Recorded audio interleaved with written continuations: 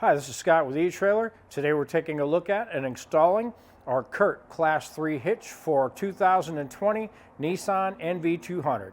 The NV200 is really popular with contractors and construction workers and electricians, people that haul a lot of stuff in the back.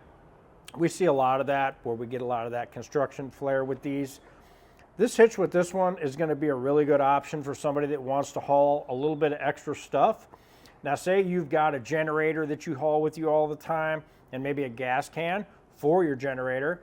You don't want to haul that in the back with the gas fumes and everything going on. So this is a good option. You could put on a cargo carrier and have your generator and your gas cans right there with you.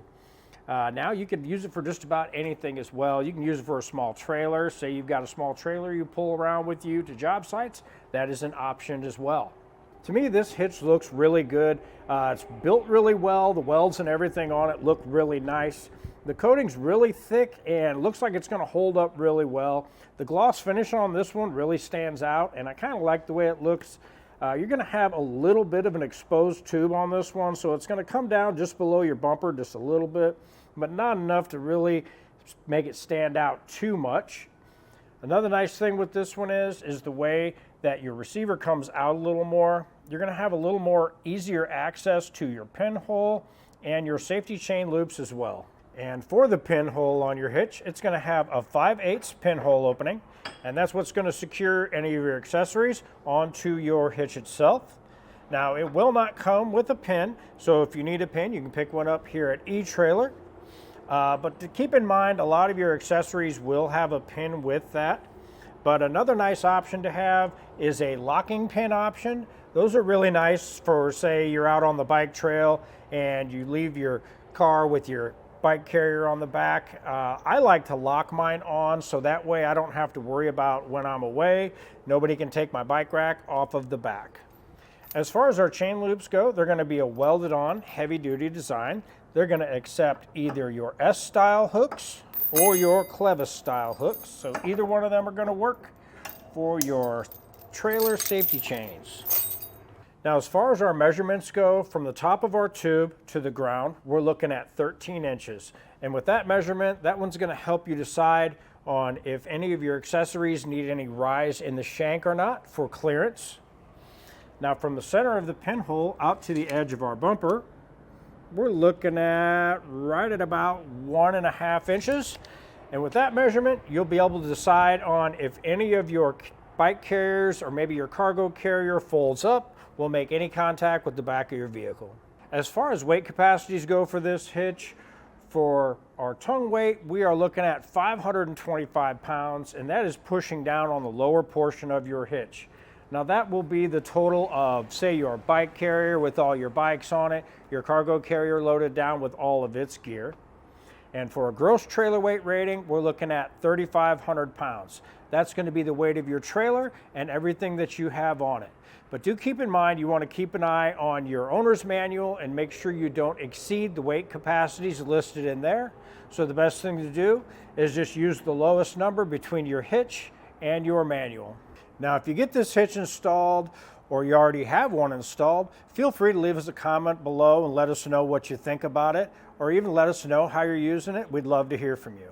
Other than that, installation for this hitch is pretty straightforward. There are a couple little things you'll have to do, but if you don't have time to do it yourself, you can always take a look at our dealer locator and have it done for you locally, or stick around, watch our video, and we'll help you get it installed. To start our installation, we're going to need to get our spare tire drop down out of the way. So I'm going to take a 21mm socket, and we have our nut right here on the back. We're just going to back that down. Now that our cradle's down, we'll pull our spare tire out of the way. I just took a cam buckle strap and supported my exhaust. The next step we're going to need to do is release our isolator here in the back. Now, to get our isolator off, one of the things I like to do is just take a little soapy water. You can use some dish soap and water mixed up and just spray it on the ends, and then take your isolator, move it around a little bit, and now we'll go ahead and pry that off.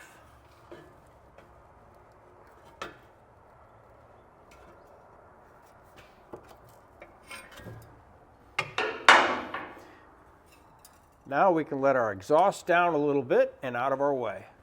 On the driver's side rear, we're going to have these two pop clips. We're going to need to get these removed. Just take a flathead screwdriver, get underneath of it, and pull those out.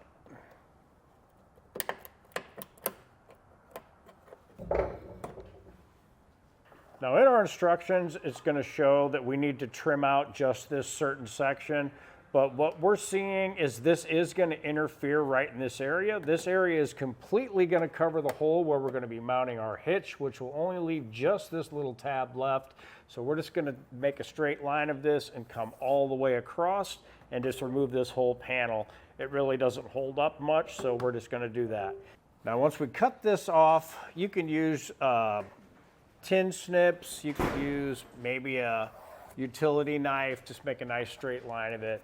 But do take a look though, you are going to have a wiring harness behind here that just clips on to the back of our bumper. So what I'm going to do is just pop that off and get that out of the way so I don't get into that wire at all. And just be careful when you're cutting across. We did put some blue tape so we don't affect our paint where we're cutting.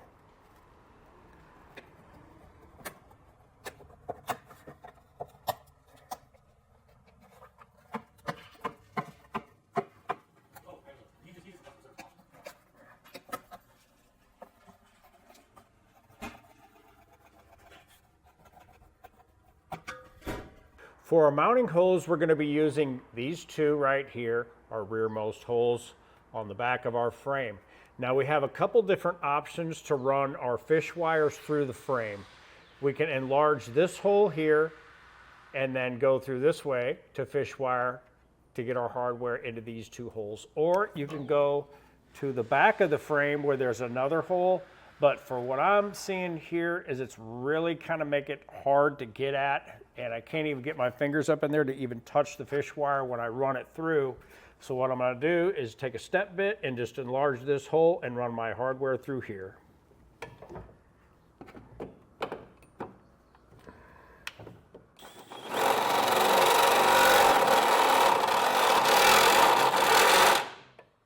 Now that we have our hole enlarged for our hardware, we'll come back through with some spray paint and just hit that on both sides.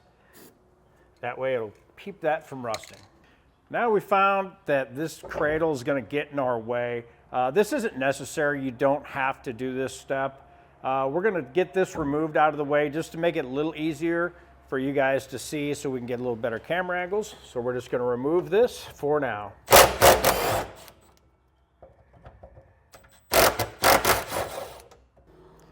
We have our fish wire. We're going to start in our rearmost hole and run it up with the coiled end up to our access hole.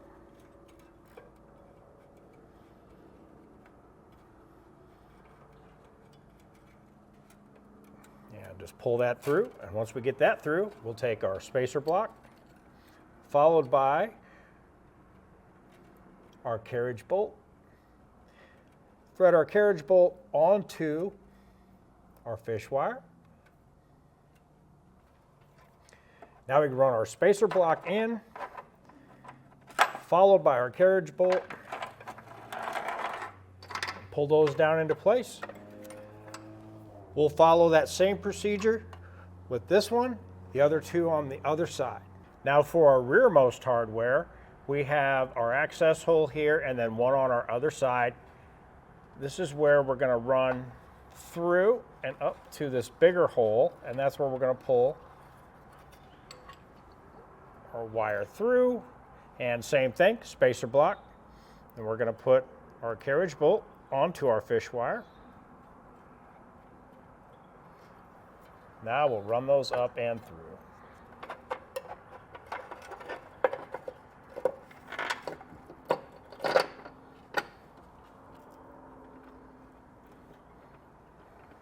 Now we can get our hitch put in place. All of our fish wires we left in place.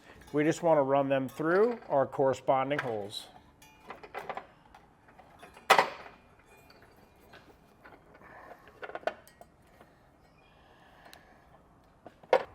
Now that we have our wire is all in place, we'll just get our hitch lifted into position.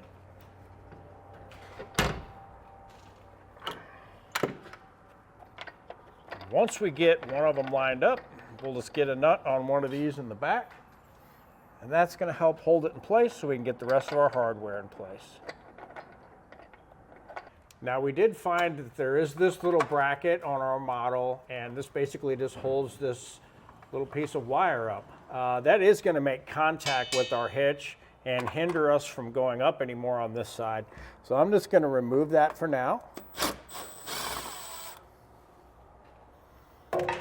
And if I'm not able to put this bracket back up, I'll just have to tie my wire up somewhere so it's out of the way. We also found that this little stud that sticks out that helps align that bracket is also going to get in the way. So what I'm going to do is I'm just going to take my reciprocating saw and just get behind that and just buzz that off out of the way, and our hitch should slide right up in place.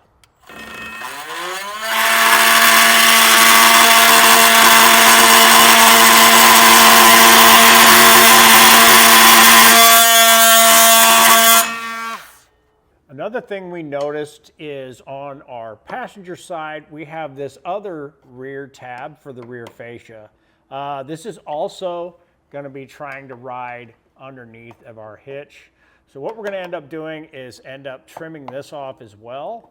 So what I'm going to do, instead of popping my hitch back off, is I'm just going to pop this plastic clip, try and get it to spin around, and just pop it out of there.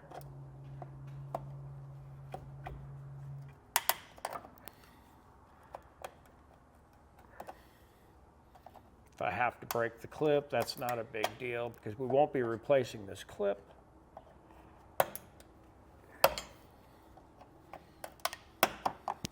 Now we'll go ahead and trim off this tab as well. Being careful that we do have a wire right underneath of this. Just make sure we don't get into that while we're trimming off our tab. Now we just want to make sure our hitch is centered up where we want it, and now we'll come back through and we'll snug down all of our hardware. After we have all of our hardware snugged down, we'll come back through and torque down our hardware to the specifications listed in our instruction manual. If you don't have a torque wrench, you can pick one up here at eTrailer, or you can take a look at them at your local auto parts store. You should be able to rent one there.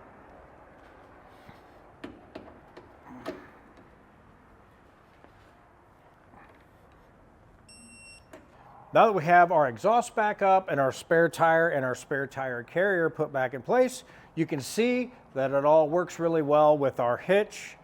With everything put back in place, that'll do it for our installation of our CURT Class 3 hitch on our 2020 Nissan NV200. I'm Scott with eTrailer, and thanks for watching.